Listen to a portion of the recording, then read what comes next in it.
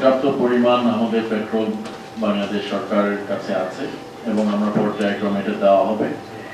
বিভিন্ন পেট্রোল পাম্পের আমরা জানি, আমি নান্দাইলেরটা জানি, বিভিন্ন পেট্রোল পাম্পের অভিযোগ এসেছে যে পেট্রোল থাকার পরেও বা ডিজেল থাকার পরেও ওরা বন্ধ রেখেছে। এটা আমাদের যে ইউনো মহোদয় আছেন তিনি অভিযান চালিয়েছেন এবং চালিয়ে দেখা গেছে তাদের কাছে আসলে পর্যাপ্ত পরিমাণ পেট্রোল নাই দেওয়ার মতো। ঢাকা থেকে ডিপো থেকে যদি আসে তারপরে দিতে পারবেন।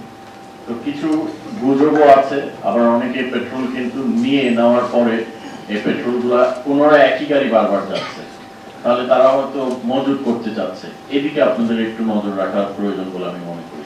অন্তত আমি ঢাকায় দু এক জায়গায় এটা দেখার পরে আমি কর্তৃপক্ষের দৃষ্টি আকর্ষণ করেছি এবং অভিযান চালিয়ে তারাও নিজেরাও ফলো করে এই জিনিসটা প্রমাণ পেয়েছেন এবং পদক্ষেপ নিয়েছেন। আপনাদেরকেও আমার মনে হয় এই বিষয়টা একটু যদি নজরদারি আপনার